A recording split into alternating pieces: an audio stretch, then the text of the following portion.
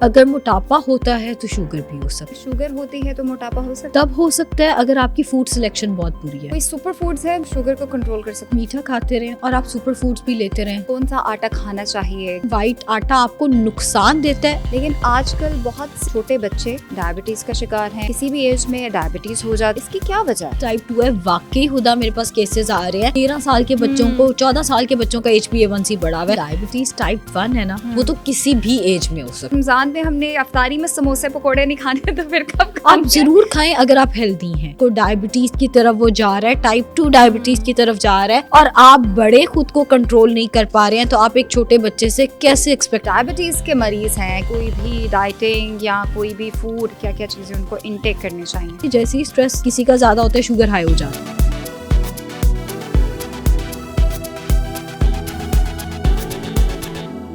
السلام علیکم ناظرین اور GNN کے ہیلتھ شو میں خوش آمدید. میں ہوں ہدا شاہ اور آج بھی باقی شوز کی طرح ہمارے ساتھ موجود ہیں عائشہ ناصر. کیسی ہیں عائشہ؟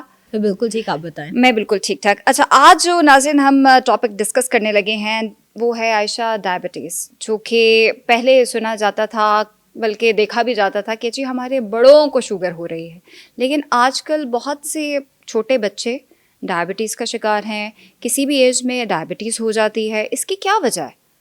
اچھا, جو ڈائبٹیز ٹائپ 1 ہے نا وہ تو کسی بھی ایج میں ہو سکتی ہے.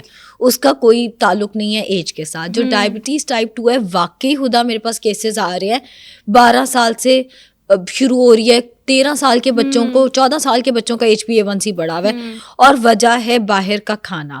اس میں جو میں نے ایک فیکٹر آئیڈینٹیفائی کیا ہے وہ یہ ہے کہ بچے گھر کا کھانا کھا لیتے ہیں, ناشتہ, دوپہر کا کھانا, رات کا کھانا, لیٹ نائٹ جب فادر آئے یا جب مدر آئیں تو پھر باہر سے کچھ آرڈر کر لیا یا باہر کچھ کھانے چلے گئے. جس میں بچے نہیں کھاتے ہیں, گھر کا کھاتے ہی نہیں ہیں, وہ اسی لیے باہر سے آرڈر کر دیتے ہیں. دیکھیں وہ بھی ایک فیکٹر ہے, وہ تو بالکل ایک فیکٹر ہے. لیکن اس کے ساتھ ساتھ جو بچے گھر کا کھا رہے ہیں 3 meals a day آپ نے گھر پہ لے لیے, لنچ بھی آپ گھر سے لے کے چلے گئے. جیسے ہی فادر آئے آپ باہر کا کھانا 1 meal a day آپ کا باہر سے کچھ نہ کچھ اسنیک کے نام پہ, لیٹ نائٹ میلز کے نام پہ, پیزا برگر کچھ نہ کچھ چل رہا ہوتا ہے. جب آپ کے 4 meals ہوتے ہیں اور چوتھا میل بھی وہ جو کیلری سے بھرپور ہے اور وہ ہے بھی لیٹ نائٹ, تو پھر ڈائبٹیز کی جو چانسز ہیں وہ کہیں نہ کہیں بڑھنا شروع ہو جاتے ہیں. اینڈ یہ سن کے مجھے پتا ہے بہت بلیم بھی پڑنے لگا ہے, بہت گالیاں بھی پڑنے لگی ہیں. میرے پاس نا پچھلے دنوں 2 کیسز آئے ہیں. دونوں بچوں کی عمریں تھی 14 سال, ایک 14.5 سال اور ایک 14 سال. اور جب میں نے پیرنٹ سے کہا کہ جنک فوڈ نہیں آئے گا تو انہوں نے کہا کہ نہیں, اس کے فادر کو شوق ہی بڑا ہے جنک فوڈ کا. وہ تو آتے ہیں تو ان کا دل کرتا ہے کہ اب میں تھکا آیا ہوں مجھے کچھ نہ. جب آپ نہیں ٹھیک ہو سکتے تو آپ کیسے کہہ سکتے ہو کہ آپ کا بچہ ٹھیک ہو جائے؟ اگر گھر میں جنک فوڈ آ رہا ہے اور 40-50 سال کا بندہ اس کو ریزسٹ نہیں کر رہا, جس کو اپنا اچھا برا پتہ ہے, تو ایک چھوٹے بچے سے آپ کیسے امید کر سکتے ہو یا تو اس کی ایبسنس میں کھاؤ. اگر آپ چاہتے ہو آپ کا بچہ پوری عمر کے لیے شوگر کی دوائیوں سے بچ جائے. پھر مجھے یاد ہے رمضان میں کیس آیا, اسی طرح بچہ ڈائبیٹک ہوا ہوا ہے, پری ڈائبیٹک ایکچولی, HbA1c کنٹرول کرنا تھا.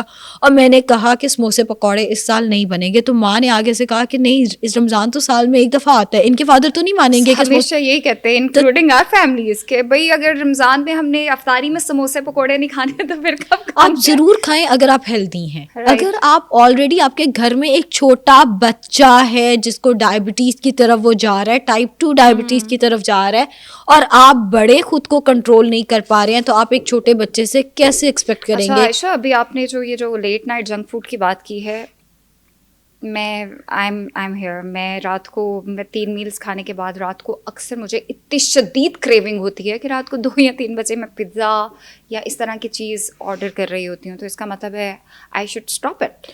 خدا جب اللہ تعالیٰ نے آپ کو بھیجا تھا نا, اللہ تعالیٰ نے آپ کو پروگرام کر کے نہیں بھیجا تھا کہ آپ کو late night craving junk food کی ہوگی, یا آپ نے عادت ڈیولپ کی ہے.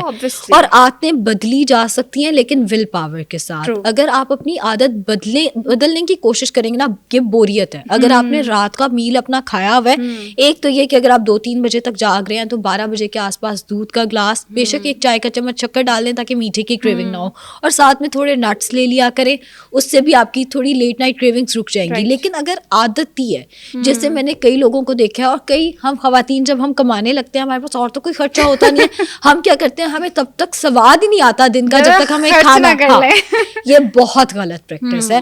پلیز آپ نے اپنے آپ کو بوریت سے ہی نکالنا ہے نا. کوئی ہیلدی ایکٹیویٹی ڈھونڈ لیں, کوئی پینٹنگ ڈھونڈ لیں. اصل میں وہ رات کو بوریت ہے جو آپ نے ایسوسیٹ کی ہوئی ہے وتھ فوڈ.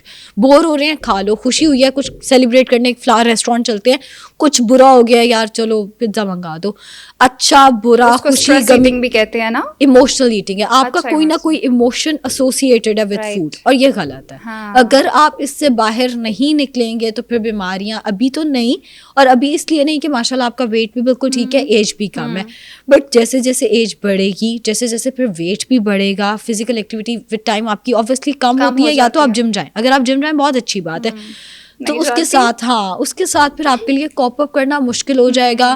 میرا نہیں خیال کہ آپ کو یہ ایکٹیویٹی اپنی کنٹینیو کرنی چاہیے. کوئی اور جیسے ورک آؤٹ کر لیا, اس ٹائم پہ ورک آؤٹ سے پہلے بلیک کافی یا گرین ٹی لے لی, اور بعد میں کوئی دودھ کا گلاس یا نٹس لے لیے, دیٹس اٹ. انٹرمیٹنٹ فاسٹنگ, اس کے بارے میں کیا خیال ہے؟ اور جو ڈائبٹیز کے مریض ہیں, کیا ان کو اس طرح کی کوئی بھی ڈائٹنگ یا کوئی بھی فوڈ ایسا انٹیک کرنا چاہیے؟ مجھے بتائیں کہ چلے ہم نے ڈسکس تو کر لیا کہ ڈائبٹیز کس طرح ہو سکتی ہے.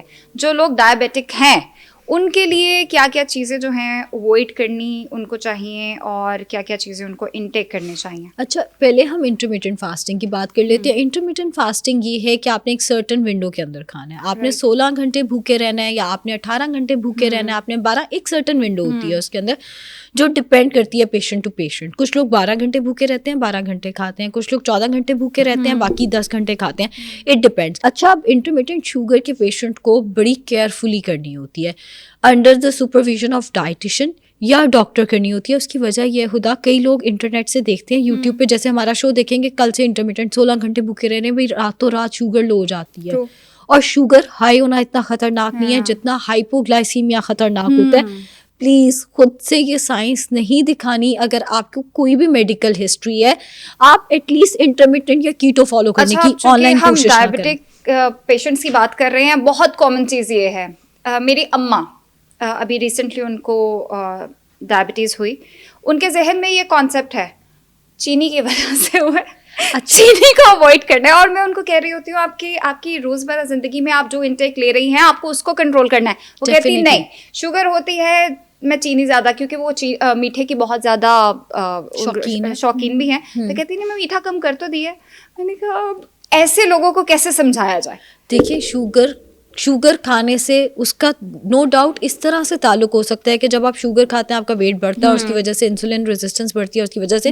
لیکن میٹھا ہم سارے کہیں نہ کہیں چاکلیٹس کھا رہے ہوتے ہیں, آف اینڈ آن ہم سب کھا رہے ہوتے ہیں. کھانا چاہیے بھی, صرف انٹیک تھوڑی بہت رکھیں تاکہ جن کو بہت زیادہ کریونگ ہے, ایگزیکٹلی ہیلدی طریقے سے, جیسے ڈارک چاکلیٹ وغیرہ. بٹ اگر کہیں کہ میٹھا کھانے سے شوگر ہوئی ہے, یہ بالکل غلط ہے. اس میں اتنے فیکٹرز آتے ہیں, جینس سب سے زیادہ امپورٹنٹ ہے, آپ کا اسٹریس فیکٹر بہت زیادہ امپورٹنٹ ہے.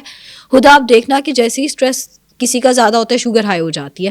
کہیں نہ کہیں اسٹریس بھی اس کو کنٹرول کر رہا ہوتا ہے. آپ کی فزیکل ایکٹیویٹی, آپ کا اوور آل لائف اسٹائل بہت زیادہ میٹر کرتا ہے. صرف شوگر کا اس میں انٹیک